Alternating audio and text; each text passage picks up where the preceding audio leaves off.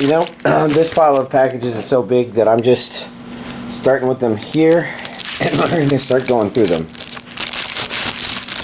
Because I don't know how else to do this. Let's actually give all of these a little start so I can just rip all of these open nice and quick. Yeah, because I'm also recording today's update a little slow. Let's actually put that there. I guess it's not still on camera. Okay.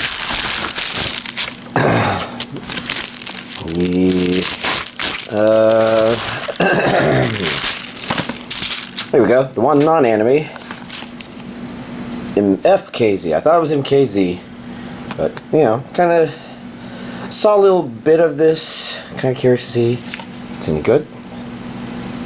It's weird character designs. Weird story, but not weird bad. Just weird. Oh, jeez. Having trouble finding.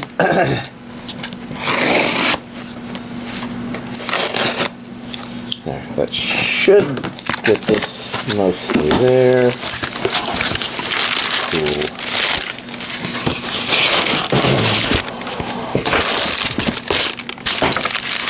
I don't even remember what all these things are. I just got so many things today. Let's see, that would be the receipt. So let's set that aside.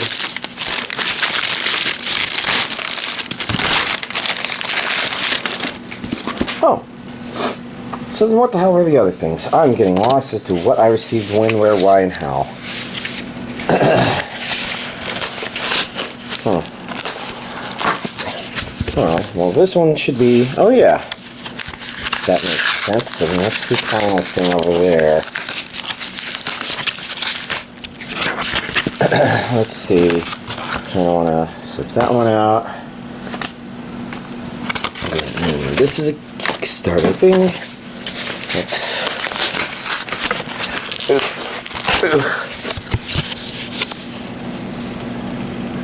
Oh, yeah. Okay. I remember that did ship. Now let's see. Slip that out that way, and whoop. But there's of course this really big box on the underside. I'm gonna have to be careful not to cut those.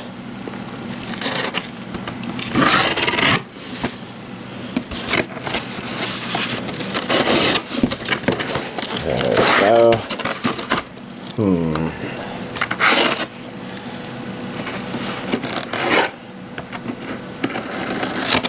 Okay, that should be enough to get the rest of it open.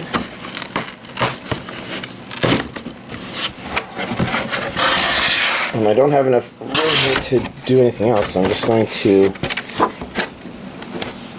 say, okay, this fell off of probably this thing over here.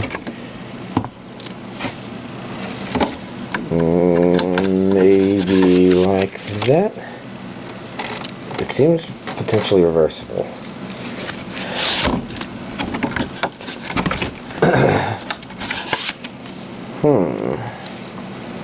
I think you could probably choose whichever one you want.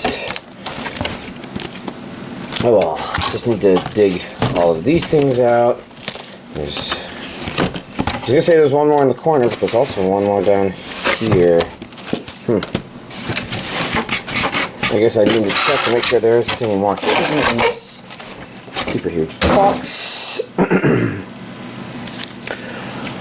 Jesus, that's a tall pile. First up, Part 1, Katana Maidens. Funimation digital copy includes 2 exclusive art cards. I think they're a little too exclusive. I'm going to take these stickers off, or at least attempt to. If they give me problems, I'll probably stop, but I kind of want to see what the full artwork looks like. And unfortunately, you know, if this video ends up kind of long because of all the stuff to look at, then I'm going to be up pretty late processing it, but I will process it. Experience the action with uncut content. These girls cut evil down. I think uncut here is supposed to be a joke. Extras. The basic. Opening, closing, and trailers. I see it's region AB. I see it's got an English dub. This looks like it's Blu-ray only. Yes.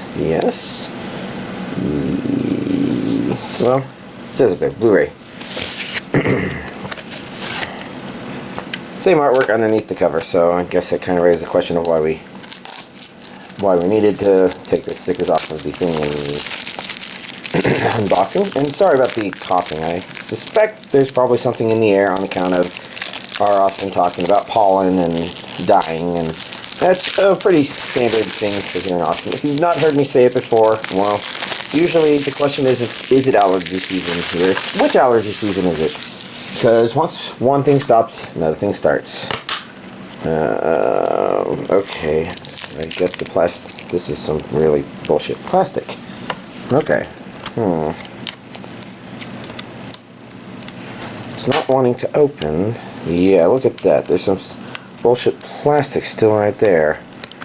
Ugh. There's still some down here too. Well, no, it's holding it shut. God damn it. Taking Lord name vain, which may be a no-no for some people. It's a digital thing, so right here. Definitely cute character designs. I don't know much about the series. Could be worth throwing on. Although, with everything I've gotten today, I don't know where this is going to be on the priority list, because it's a pretty damn big pile right there. And, I probably will die before I get a chance to watch these on account of pollen stuff. Beyblade G Revolution. I thought that was saying Grayolution, but no, that's G Revolution. This is 52 episodes on standard BD. Region A. Audio is English. Yes. 52 episodes on one disc. These tops won't stop until they drop. This would be a lot easier if I just kept moving forward.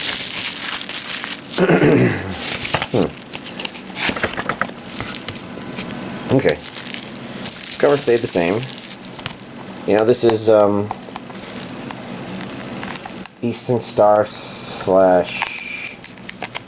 why can't I remember their other name? What it even begins with or looks like. Well, they tend to, make the slip covers pretty different. I guess there's an invertible one on the inside, so you can have that difference if you want. Here's the disc. That's a good start. And you know what? I just realized that I left the digital code out. For some reason I was thinking I didn't need to put it back in, but I do intend to keep it in there and put it in there and keep it with it so that I can ignore it for all time. Then this one needs to go. Its cover.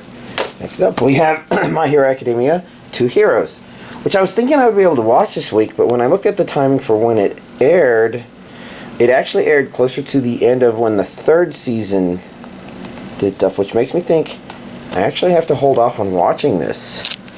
And since, knowing my friend, the friend I watched Naruto with, Naruto's down here, and it was either Naruto or this that I was going to watch, I doubt I'm actually going to be able to get to either of them, because most likely, friend Ed, while he might be interested in this, oh look, Region A, English dub, the story, special features, exclusive to Blu-ray, making of a hero never before seen interview with English cast. Does that mean there's a... Oh, yeah, this is a Blu-ray DVD release. Okay. Ooh.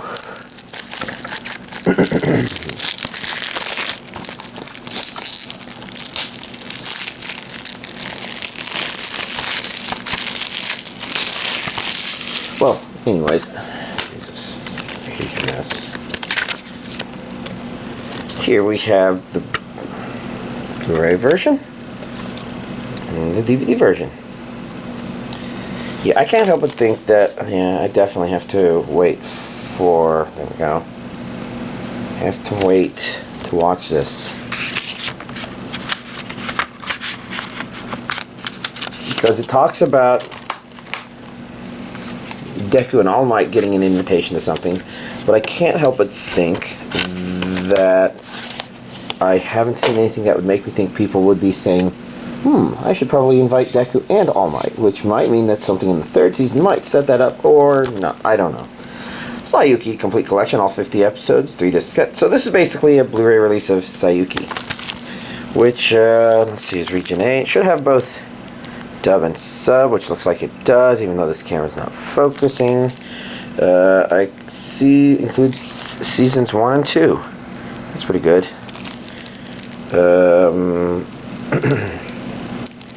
Are these the extras down here? No. I'm not sure if I'm really seeing extras. So maybe there isn't much of one, which is okay, I guess. Who did this? Aesir Holdings? Interesting. That's a name I haven't seen before. Maybe they released another Saiyuki thing recently and I didn't pay attention. Anyways, the important thing is the Blu-ray release. Oh shit.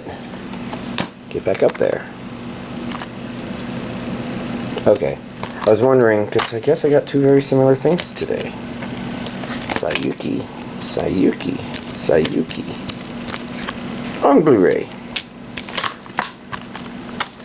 Next up is Legend of the Galactic Heroes. De Neue or These? I don't know. Season 1, Blu-ray plus DVD version.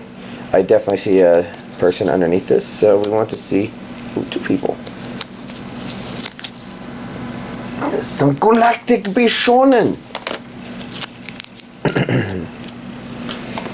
On the back, I see Region A and B. I see an English dub. Extras, maybe Texas opening, closing, promo videos, trailers. 12 uncut episodes. Out of how many? I don't know. This probably means I should watch the old Legend of the Galactic Heroes, doesn't it? Oh my god. I'm always falling behind on everything. I can't keep up with everything. I can't do everything. It'd be nice to be able to do everything. Do all the things. I see some dressed people. I see a Blu-ray disc 1. A Blu-ray disc 2. DVD disc 1. And an upside down DVD disc 2. With some more stuff. Cool beans. And of course I waste more of my own time by forgetting to put that back in. God, this angle is probably not quite perfect, and I am flying through these kind of quick. Hopefully you're able to see stuff. Next up we have Star Blazers 2202, which is the second season. Okay, for a while there I was thinking that was upside down, but it's not. And now I'm thinking that I'm having so much trouble just grabbing a simple plastic thing when it's not. These more than that. Oh Jesus Christ, these things keep coming apart. Oof, and now my hair is getting tangled on the camera. Yeah, it's a little handle thing that's sticking out. Oh yeah, I'm feeling little sticky bits there. But let's see, Region A and B, English dub. Extras, interview with Ken. Yeah, voice of Derek, Wildstar and Christopher. Voice of Susumi, episode 2 commentary. Godspeed Yamato. I'm guessing it has to go somewhere again. I think this is a pretty box. Let's actually put this down here. And let's begin by looking at this, which has some pretty looking stuff. Oh, I see. Oh, people. That guy doesn't not look evil. He looks very evil. The other people, hard to say. That guy kind of looks like he could be very adversarial. I don't know. I'm not going to analyze it more than that. There's no real need to. What I need to do is keep going. Looking at the discs. Disc 1. Disc 2. DVD 1. DVD 2. And I think I see people now. Just a ship there. just an unjust ship. And as you can see, this thing is actually having trouble closing. It's kind of packed in there a little bit. Let's see, we had an art book. It says art book right there, so thou art an art book. Nothing on the back. Let's quickly flip through on the inside. It's various art things. Character, profile, design, something or the others. And what does this say? This says art book as well. But this doesn't look like it's an art book. Anyways, this would be holding the place of part 2. And oh look, it's got some of the art book things probably in a postcard format, but I don't tend to open those because those are a little harder to open or put back in or something like that. So let's just put that back in there. We'll wait there until part 2 comes out. Next up we have Perfect Blue on Blu-ray. Perfect Blu-ray. Oh, this is a sticker. 20th Anniversary Edition, newly remastered, first time on Blu-ray. I've been meaning to rewatch this because I feel like I got a good feel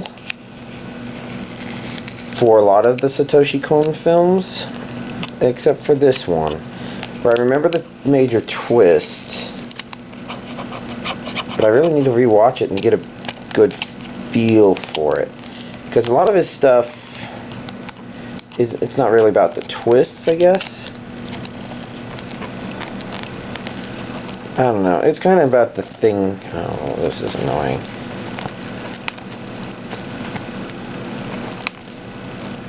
I hate when these things stick. They stick like dicks. Not like actual human genitalia, but rather like mean people that just don't know when to stop fucking with you. Okay, and let's take a quick look at the back, which we saw a bit of. I see a Region A right there.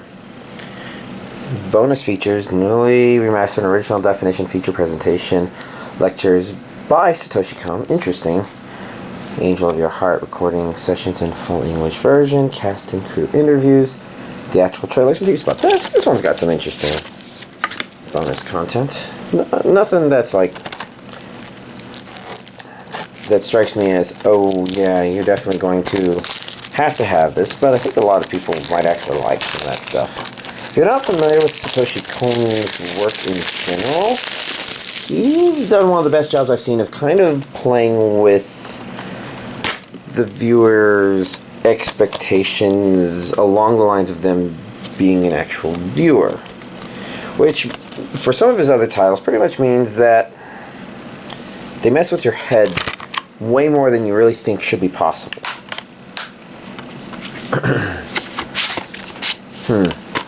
Oh well, the important thing is, Darling in the Franxx, this is definitely a highly notable release.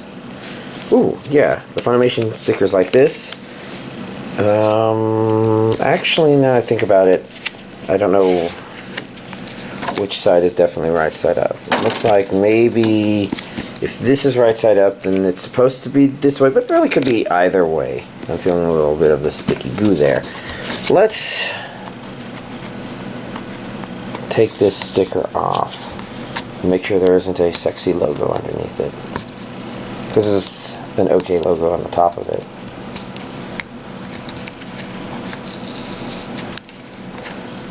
And if I remember right, there was an issue with this show where I think a lot of people kind of, oh my god, it's doing this fucking thing again. Get this in here to give a solid surface, and pray to the sticker gods that it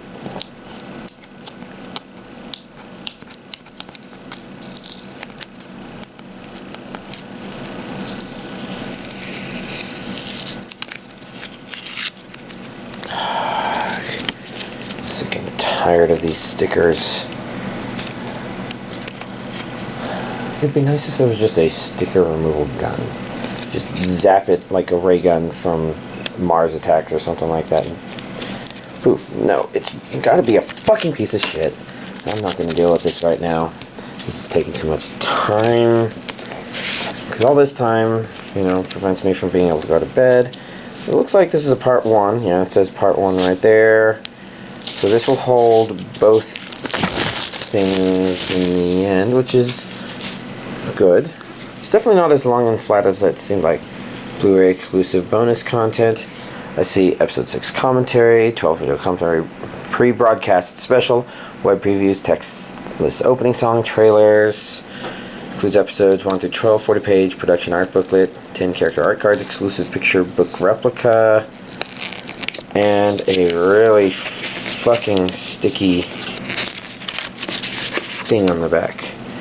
I think those are people. Interesting.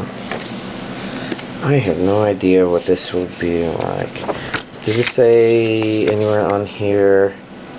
Oh yeah, look, regions A and B according to that. And then a DVD video. Let's put this over here and put that over there because this stuff is crazy. This starts with 02. This looks very similar. It says region AB down there as well. Lists the exclusive content that we actually already looked at. A kiss as sweet as death. Now we're going to take this disc, put it back in its slot. I'll grab this, put it over here. Darling in Franxx. Jesus, none of this stuff is staying in. Come on. So this looks like Blu-ray 1 on account of the Blu-ray 1 there. I'm trying to think. I do see the region AB thing there. So this one's being consistent. That's Blu-ray 2. There's DVD 1. There's DVD 2. More 02 stuff. So this, okay.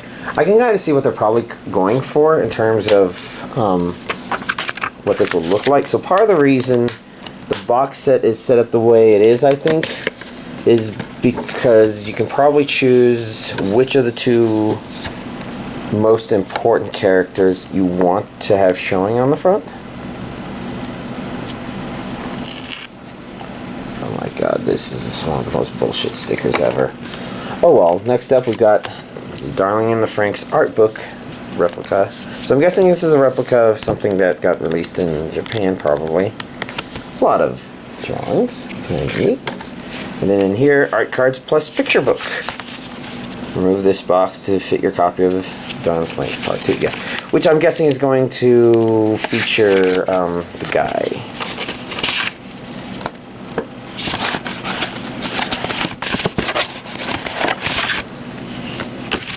Okay, yeah, this one had a little more in it. A little booklet. Oh, that's kind of neat. Don't know the relevance of this stuff. It's all Japanese. And if you don't speak Moonspeak and you're like me, then, yeah, we don't. 15. 390. Okay, so the numbers go kind of high. 556, this numbers go really high. No, she's hiding her number. Never ask a woman her number. It feels like maybe there's... oh well. 16. 54 probably. Ooh, 666. That's a fun one. 326. 214. I don't know what exactly the numbers mean. I get the impression, there's some impressions, but probably the best way to find out will be to watch the show itself. I should consider this a high priority because even if the contents aren't quite there, oh my god, that thing is running across the room. Even if the contents degrade, and maybe that's a matter of opinion, it's still a source of some really popular characters. So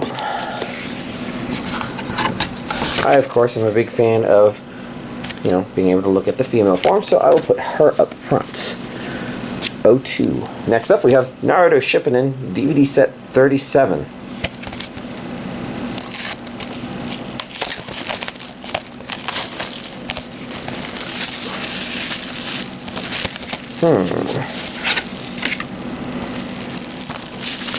don't know what to think about it. I try not to think about it too much, because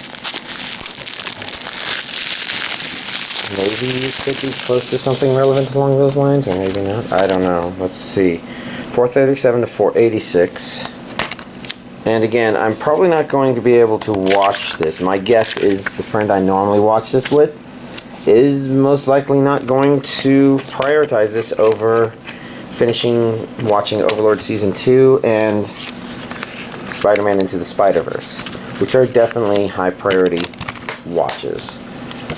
For the most part, he was just sick last week, so now I'm behind by one thing. So next we have Gale Online, which is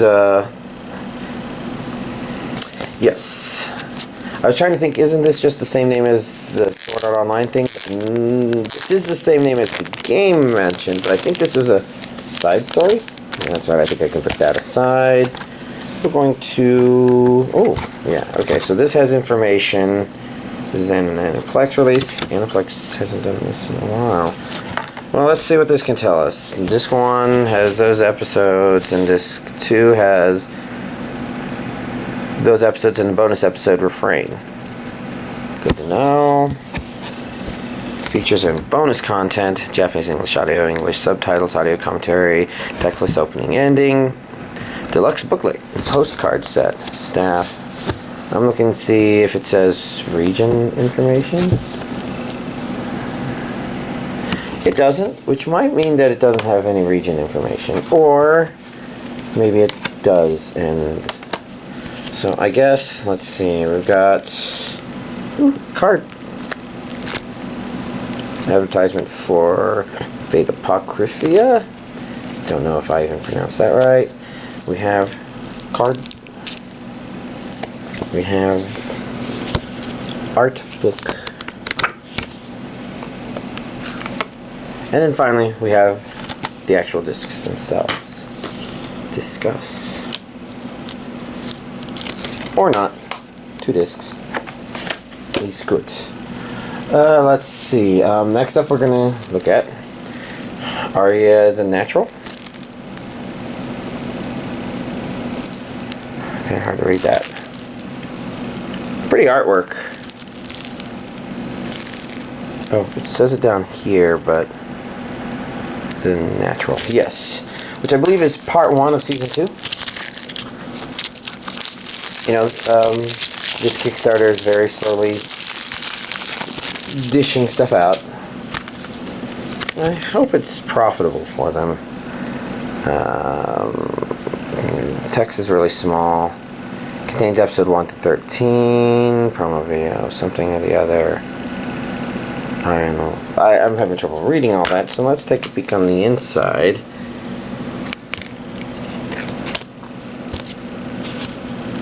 I wonder if this is one of those series where if I push into it, it starts getting better, because it just keeps going.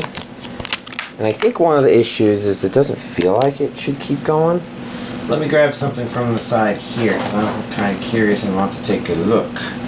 But I have here the chipboard box set. And I just kind of wanted to see... yeah, I think this will be probably more interesting to see when they're all released in together. So I'll worry about it then. Next up, I have a Blu-ray version of Kite. And this one is a Kitty Media release. So this is a Blu-ray hentai version, which I guess already happened. But high caliber classic. Yeah, this one actually says it's Kite Uncut. And that's different from the director's cut version. And that this might be the original one. Hence why I'm like, okay, I guess I have to get this just because it's a completionist thing. All the different versions of Kite available on Blu-ray, maybe? I don't know. Maybe just the something or the other version. I'll have to take a look at it, but I don't know when I will. So we got Kite special features. Maybe I have to take a look at what I already have, and I just bought something that's really just a duplicate of something I already have. Kite Uncut and Kite Liberator Special Edition. I guess technically this falls under hentai, but I'm okay including it here because Kite is a notable series. Kimagure Orang Raod 1, TV series collection 1, episodes 1 through 45. Okay, this is the TV series collection, but it has a big one there, so I'm guessing it's more than just this. You'd think I'd know because I have it on DVD, but I'll be honest, I forget how many episodes there are. Could be like 200. In which case, it means there's going to be more of this. It's really nice to find... Oh, shit. Yeah, I just threw the plastic away. I'm like, oh, but this is released by What's-Their-Faces, so there was a sticker on it. And, of course, there was a sticker on it. Let's take the damn sticker off. I'm tired of all these stickers. This kind of sticker is kind of okay because it comes off mostly in one piece, and when it doesn't shatter into a billion pieces that you can't collect. The back is the same. I think the front is the same. So let's poke at the back, see what we can find out. We've got audio, Japanese, 48 episodes on 5 discs. This doesn't actually say it's BDSD, which means that these might... I wonder if these are the original one or if there's something else here. Return to the night of Summerside for the first time in high definition. School is hard. Superpowers is even harder. Interesting.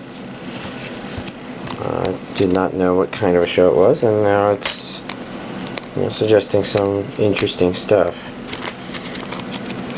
See, there's just too many good things to watch. And maybe this one isn't good, but I get the impression it's probably going to be fine.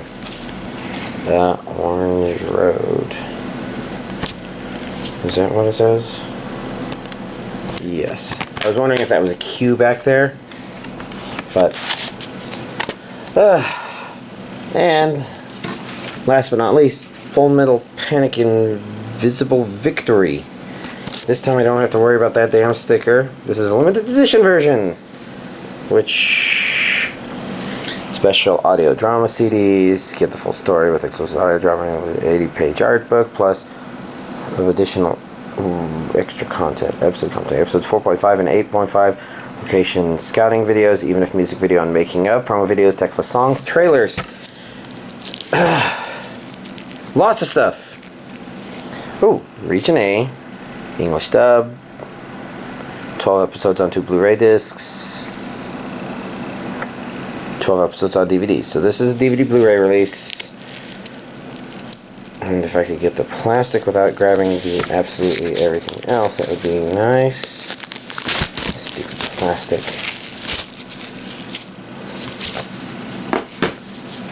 Feels like... yeah, okay. So this is flimsy back thing.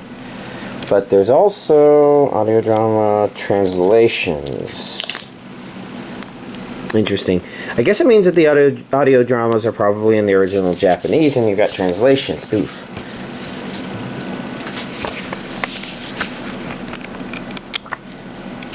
It's kind of nice to have that. And there's some more of that sticky crap.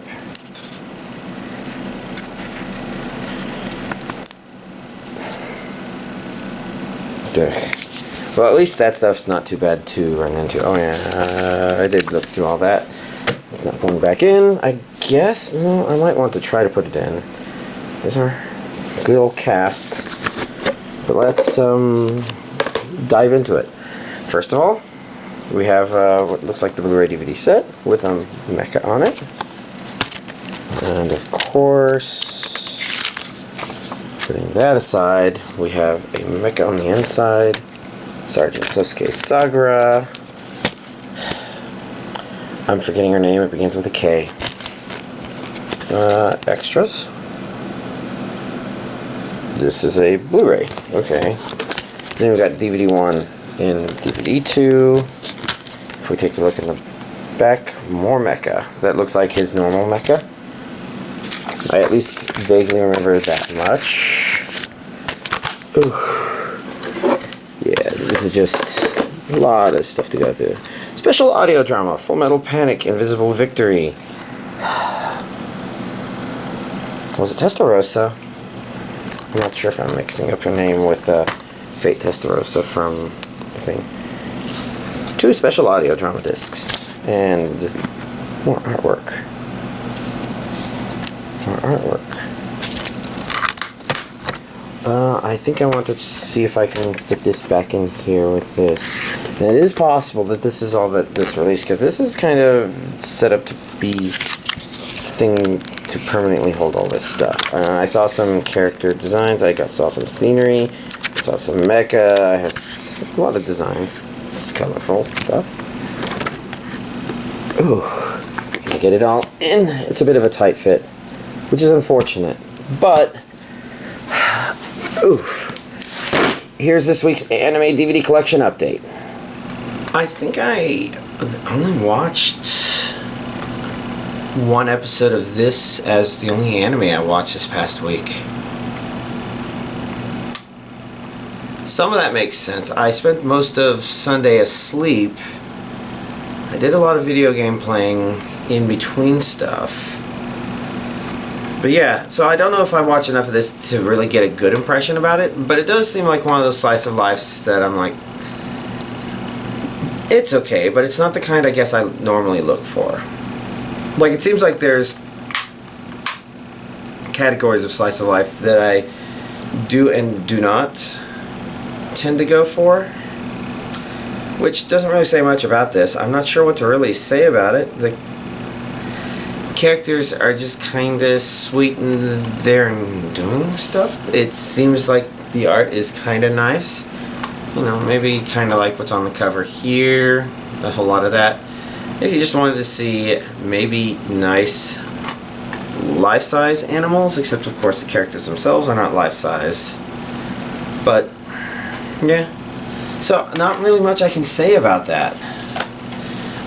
Next up, I watched The Endless. I think I mentioned before that this one was a potentially strange or interesting one, and I'd say it's interesting. I can see why some people probably wouldn't enjoy it. It's not that it's bad, but maybe certain elements of it wouldn't catch people's attention as well. But it is interesting for a low-budget film, for it to kind of, you know, make you kind of, I don't know if it makes you question reality so much as you just kind of don't have a good feeling for what's going on with them. And it's my understanding that this movie is more or less a thematic sequel to another one that the directors made, which I think they're actually not characters, but they're actors in their own movie in this case.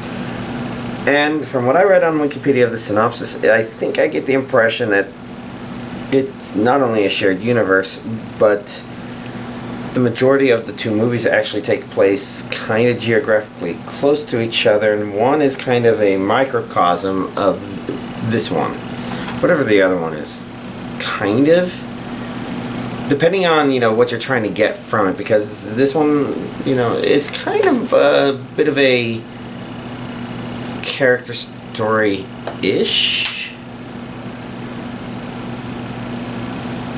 It's really hard to say because thematically I'm not quite sure if I feel completely like I walked away knowing what I wanted, but I definitely saw a lot of things about it that were interesting, to say the least. But I don't really know how to talk about it more without giving away stuff that I didn't want to. So overall, interesting movie.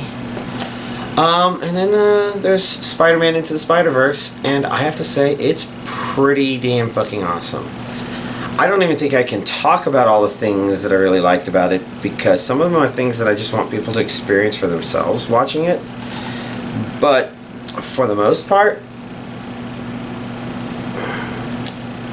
I really just like pretty much everything about it. The music doesn't stand out to me specifically, as in, like, I can't think of any tunes from the movie that I'm like, yes, I'm remembering that tune. But from what I can remember, it all fit. Our main character's really nice because, first of all, this feels like a movie that just kind of understands. People are tired of this political bullshit, and this one's like, okay, yeah, so if we're going to make somebody that could be along those lines, in this case, you know, they're making a black Spider-Man, right?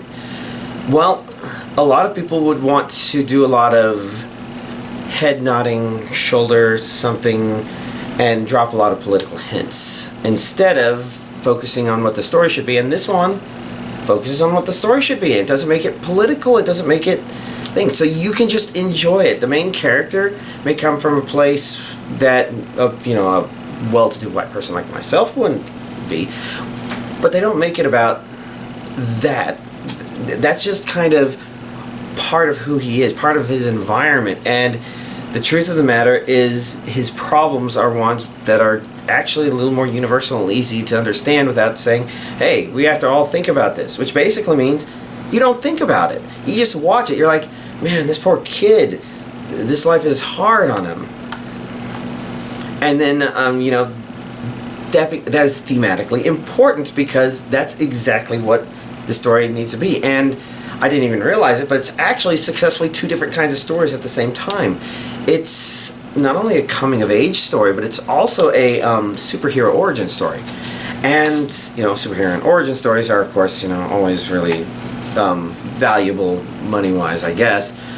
But this one succeeds at being all of those. It succeeds at being something where you have a general idea that is the idea that you're kind of focused on through the movie, that doesn't feel forced down your throat, and you know is going to lead to a conclusion that's going to be like, okay, this is actually pretty neat what they're doing here. I don't know if I completely buy some of the pseudoscientific stuff, but at the same time, it's kind of told in a comic book story style where you don't need to worry about that stuff. Instead, it just actually keeps throwing really interesting things at you. And the nice thing is, you know, I've been talking about how good the main character is, but there's a lot of other characters that are really good too. First of all, I like pretty much what they did with all the villains that they introduced. It kind of reminds me a bit, I was going to say of Marvel, but you know, Spider-Man's Marvel, so obviously, you know, this is more Marvel, but it kind of reminds me of how for the Marvel Cinematic Universe, Marvel isn't saying, okay, this is this character from the comic. They kind of say, well, this is the general concept, but if we want to have fun with it, we can introduce these other ones. So the villains tend to be a little more fluidly defined, where you can't really say, oh, yeah, I don't care about them, I've already seen this guy before. You don't know what elements of other villains they may mix together to create a new version of them that would be very entertaining. And it feels like, you know, they felt like they had that same freedom with the design of villains in this movie. And even if they're characters that generally I've maybe not considered some of the cooler Spider-Man villains, like they introduce Kingpin as kind of being the main antagonist, right? He's the one driving the plot from the other end of our main character, whose name I'm blanking on. It's probably right here on the back too. I'm trying to remember if I can remember any of the names. Yeah, only the ones that I've heard a billion times because of Spider-Man. So, Kingpin as a character design and as a personality in this movie is also really good. He's so, you know, normally you just think, oh, he's a fat crime boss. What can they do with that? Well, they kind of give him this shape that's kind of stereotypical of this sort of animation style, but he has a different face than you would expect, which kind of gives a lot of his personality and actually works really well with just his design to make him feel like this huge, dangerous wall that you can't overcome, for lack of better terms. And at the same time, he's made a really complex character because his motivations actually are kind of sympathetic, even if you disagree with, you know, what he's trying to do in order to do them. It's like, he's a complex villain. And he doesn't have to be. They made him complex, they made him neat, you feel like there's depth there. And he's, as the main antagonist, I think he has the deepest in that regard. But a lot of the other villains are just like interesting little things about them here and there which make you think. It's like, oh yeah, that's kind of cool. And it's not even limited to the main character or the villains, because, you know, the entire idea is, hey, there's other ideas of Spider-Man in here. And I think one of the things that makes it nice is it isn't just about our main character growing up as well. Because it's about how, you know, you have different Spider-Mans, but they have similar beats to their origin story, and they kind of, you know, have to lean on each other because that's a part of who they've designed. And that's just like surface level stuff. It goes deep. And, you know, as a comparison point, I kind of start with the Lego Batman movie, because the Lego Batman movie has this kind of understanding of previous Spider-Man stuff, but it is very heavy. Sorry, I said Spider-Man. Previous Batman stuff, and it's really heavy about how it's just like somehow a sequel to all of those, while also a sequel to none of them. It's all, yeah, it's entertaining because it's kind of self-aware, because it knows where the genre sits, and it knows what other people may and may not have seen, and references things. And the story in Lego Batman movie is kind of a simple one, but it knows it's simple, and so it works with that. So the Lego Batman movie comes off as smart, and Spider-Man Into the Spider-Verse isn't quite as meta as the Lego Batman movie, but you can kind of feel some of that stuff is in there, where it kind of understands, oh yeah, we had this thing happen, and it kind of throws you in for loops here and there. Not as much as Lego Batman, but enough that you can be very entertained by it, and you feel like it's smart. And while it's not being as meta as Lego Batman movie, it's got a much better story. Like, the story is completely solid. It's a good movie. I watched it twice. I was going to watch it a third time, probably with my friend who was sick and so didn't come over. But, you know, I'm definitely going to watch it again with him, because it's a good movie. If you haven't seen it, bump it up there. I don't think you will find it any less enjoyable because you've heard, oh, it's a good movie. They're good. One of the points I made is, this is a problem I've complained about with a lot of movies, where sometimes it's really easy for movies to kind of lose track of having good pacing. Like, I never talked about the endless in pacing, because, you know, that's perfectly fine for the kind of movie it's trying to be.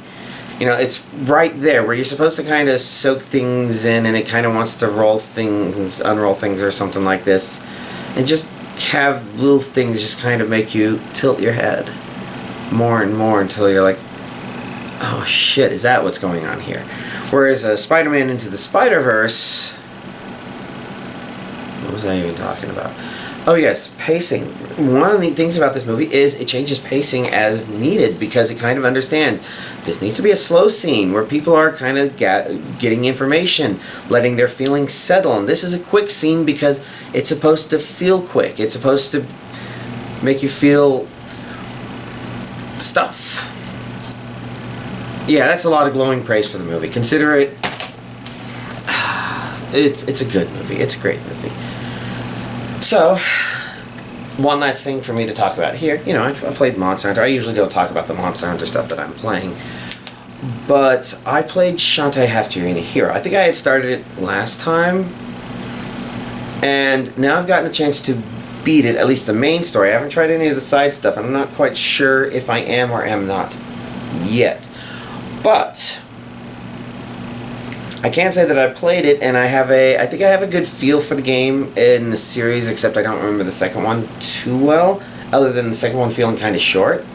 And I have to say that gameplay-wise, I actually found Half Genie Hero to be kind of the funner of the options. It even goes a little overboard by giving you you know, if you're a completionist, you end up with an item that basically makes you invincible.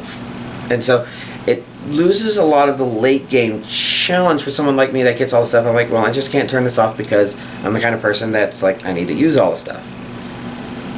But I felt like I could turn it off and still play the game if I really wanted to.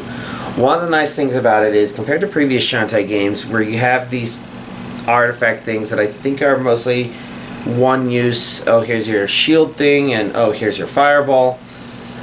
That kind of made me feel like I didn't want to use those a lot because they cost the money, which was kind of hard to get. I didn't know the best time to use them, but the first game, it's like, well, you only really want to get them in order to access certain secrets. That's fine.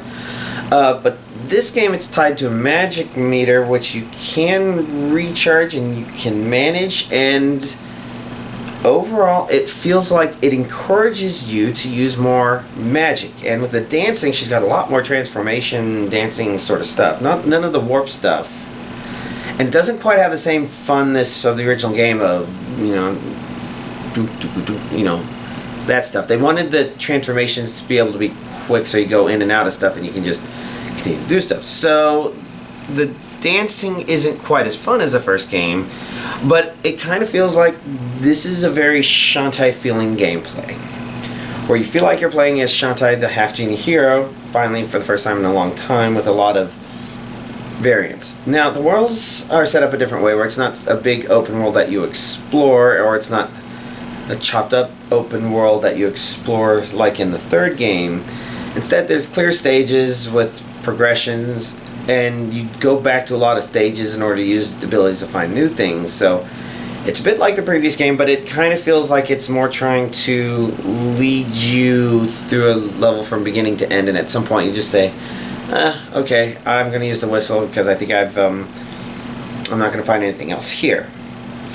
I think the game does give you hints when to start looking for stuff, maybe not as early as you can.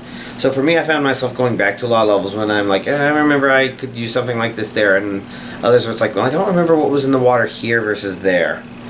So for me, it felt like I went back to a lot of worlds a whole lot while playing this game. It didn't feel too bad to me, but it could feel kind of grindy if somebody played the way I did. But again, the game only really starts pointing you in the direction of that sort of stuff when it's more needed, whereas I got a lot of stuff very early. It basically meant I was almost always one step ahead of the percentage counter, maybe actually more like 3 or 4 steps ahead. So I ended up not using the hint system because she was always giving me hints. I'm like, I did that before the last mission. But, you know, I'm talking about this stuff from the gameplay perspective and how fun all that stuff was, because when it comes to the story, I thought it was really neat, and I feel like you get a better feel for the Shantae world in this. But in terms of satisfaction going through the story from beginning to end, I have to admit that the third game is probably the best, Shantae and the Pirate's Curse. And the gameplay in that game is pretty good too, even though there's not the transformations and all that stuff. The third game is a pretty good platformer. And again, I really like the story beats in that one. That one kind of felt like I knew what I was doing, and it built up to a really good climax. Half-Genie Hero set some stuff up, but a lot of your missions are, okay, this time this Baron character is doing something nefarious here. And so you pretty much kind of go from area to area, and you're kind of wondering what the plot they're setting up is in all the various areas, and it's not bad. It's just kind of a little anticlimactic, I guess, because when you get to the final boss and what it's set up, it doesn't feel like an epic finale like you think it should. And part of the problem with that is you do have the final boss, and it's kind of hard to find the signs for how you were supposed to fight them. And I can't go into more details about that. But then they have an epic escape sequence, which is pretty good music-wise, but... and theming-wise, it's kind of good. But the problem is, it's kind of a little too... you have to do the right things for a lot of things in order to get the right feel for it, and you kind of start realizing when you mess up a whole lot that you don't care as much. You don't feel like there's as much invested at a certain point. You kind of feel, okay, I'm just trying to get through this. And it reminds me a lot of Silent Hill Shattered Memories, where conceptually the monsters are kind of a neat idea, but I kind of felt that because I was constantly being harassed by them, and I think I was playing on an easier difficulty, because I was unable to get my bearings at all, I wasn't able to figure out how to lose them, the game kind of gave me the impression that I just need to keep running, but I didn't know where to run or what to do. That instead the monsters started getting frustrating for me instead of scary. So this kind of feels like there's a bit of a loss there at that very last sequence, and again, I kind of felt like everything super epic about the game was pretty much located everywhere but the finale, and so that's kind of a reverse crescendo or climax or something like that. So it's unfortunate, but it is what it is. The truth of the matter is, I think maybe the coolest character idea in the game is probably Giga Mermaid, which I had actually played last week, but I've kind of had a better chance to absorb it. I'm like, okay, I should check to see if the soundtrack of mine has the boss music in. Well, yes, it does. And I wouldn't say she's like the most awesome boss. Again, I think the idea of her is probably the coolest. But some of the other ideas and what they did with the stuff is fine. It's pretty good. It's just, you know, the game kind of... It's possible for it to fall apart by the end of it. It's not falling apart in a way that's like, I don't feel like I'm platforming per se, you know, give or take the escape sequence. But it's enough where you're like, yeah, do I want to do all of that again? Maybe not yet.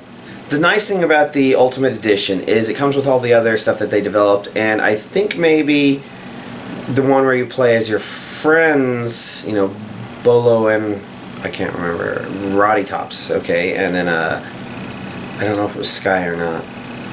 Well, you get to play as them, as I understand it, and that one would be a new stuff, but I think lots of the other stuff is main story with slightly different idea. Excuse me. Which means I can get back to that later. For now, it is now past midnight and I have to start processing this video and uploading it, so yeah, it's going to be a late evening. So I should get started on that. Y'all, have a nice week.